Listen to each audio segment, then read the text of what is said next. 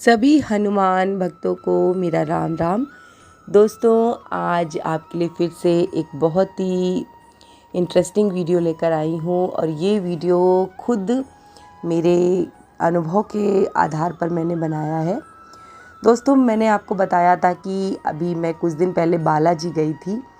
अचानक ऐसा क्या हुआ कि मुझे बालाजी जाना पड़ा और वहाँ जाकर क्या मेरे साथ हुआ, ये सब बताऊँगी। उससे पहले आप सभी हनुमान भक्तों का बहुत बहुत स्वागत करती हूँ और जो भी लोग आज पहली बार हमारे साथ जुड़े हैं उन सभी का हार्दिक स्वागत है हमारी प्यारी फैमिली श्री हनुमान साधना रहस्य पर। दोस्तों, थोड़ा सा गला ख़राब है क्योंकि मैंने बताया था कि मैं बालाजी गई थी और वहाँ से आने के बाद मुझे वायरल इन्फेक्शन हो गया और गले में भी प्रॉब्लम हो गई, जिस कारण से वीडियो नहीं बना पा रही थी। लेकिन आज कुछ रिलैक्स लग रहा था। जो लोग बहुत पहले से मुझे सुन रहे हैं, यानी कि शुरुआती दिनों से सुन रहे हैं, वो जानते हैं कि मुझे 2016 में तंत्र बाधा हुई थी। मेरे ऊपर किसी ने तांत्रिक क्रिया करा दी थी, जिस कारण से मेरी तबीयत बहुत ज़्यादा बिगड़ गई थी।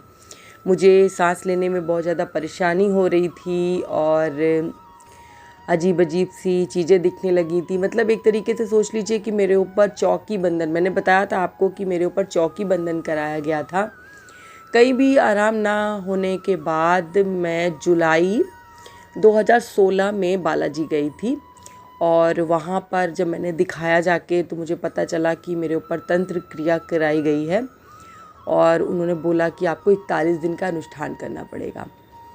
मैंने वो 41 दिन का अनुष्ठान अपने घर आके शुरू किया और आपको बताऊं कि वो 41 दिन करते करते मुझे 9 महीने अनुष्ठान करना पड़ा था।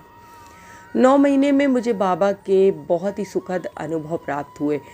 उन्हीं सुखद अनुभवों में एक ये भी था कि मैं लोगों के साथ उन बातों को शेयर करूं जिससे लोगों को कुछ फ़ायदा हो और जो लोग इन चीज़ों से ग्रसित हैं वो जान सके कि इसका सही तरीके से क्या इलाज है।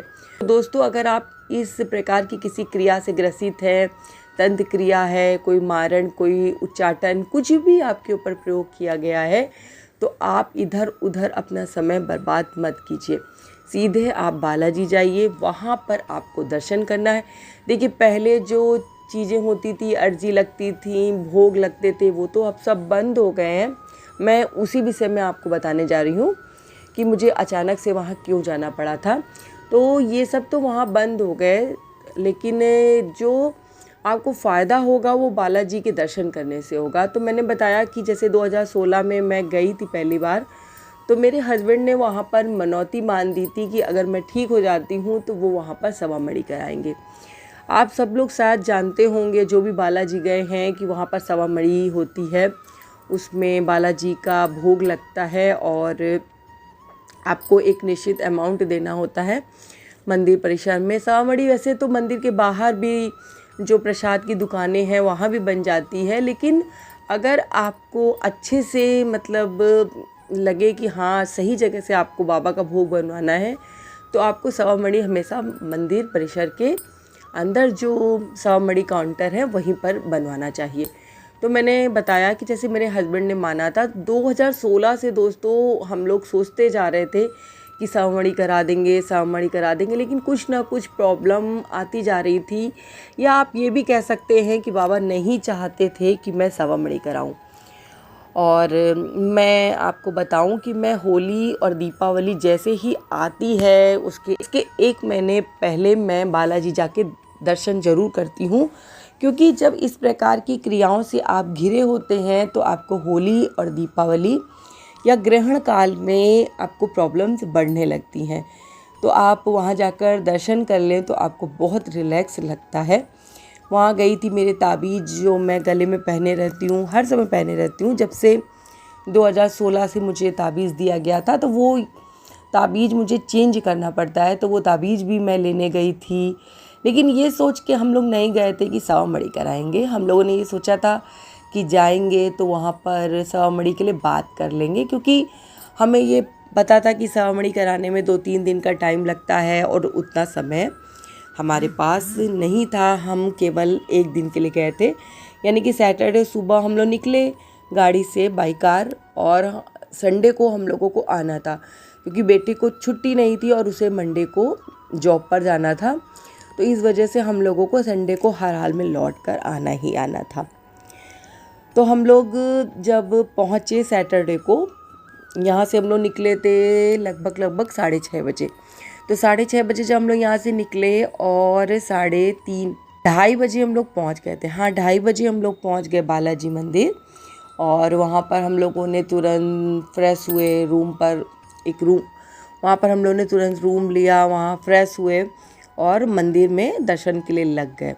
आपको बताऊँ, इतने सुंदर दर्शन हुए। एक सैटरडे तो था, लेकिन अब मंदिर की जो व्यवस्था है बहुत ही सुंदर हो गई है।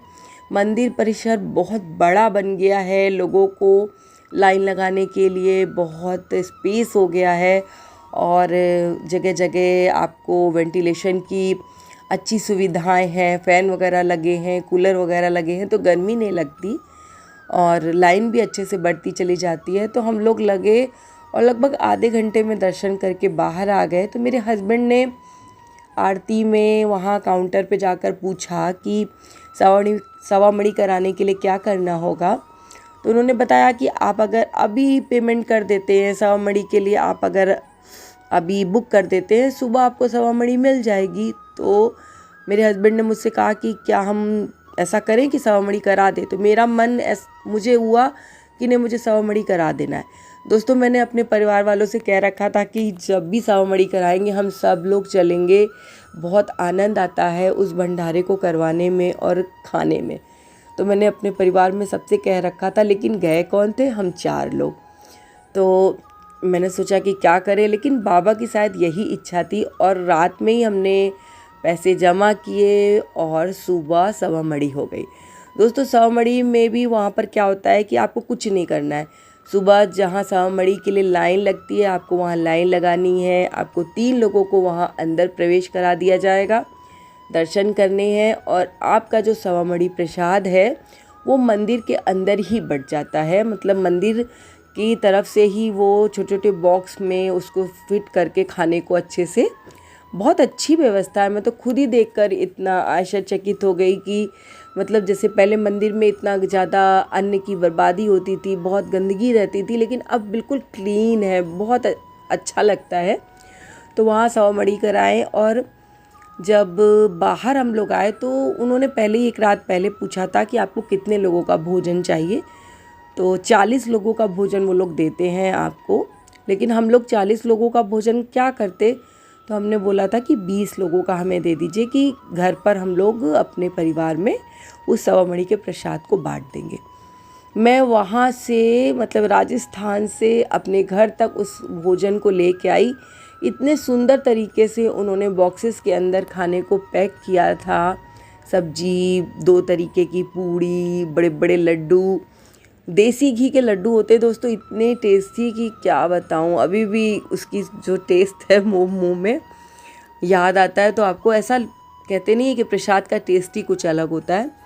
तो वो सवा मणि हमारी हो गई। इतने सालों पुरानी सवा मणि जो मैं सोच रही थी कि कराऊं, वो ऐसे अचानक में हो गई। तो समझिए दोस्तों कि हम कितना भी कुछ चाहें, लेकिन होता वही है जो ईश्वर चाहते हैं। मैं इतने सालों से चाह रही थी कि मैं कराऊंगी और जाती भी थी तो भी नहीं करा पाती थी। और इस बार मैं किसी मनसा से नहीं गई थी, केवल ये सोच के गई थी कि मुझे सवा मणि के बारे में पूछ के आना है और ठंड जब पड़ेगी तब सवा मणि कराऊंगी, बड़ा आनंद आएगा, सब लोग जाएंगे। मेरे परिवार में जब मैंने आके बताया कि मैंने सवा मणि करा दिया तो सब लोग कहने लगे, तुम तो कह रही थी कि हमें लेके चलेंगे, हम लोग सब साथ में चलेंगे। तो मैंने बोला कि ये बाबा की इच्छा थी, सवा मणि हो गई, प्रसाद खाइए।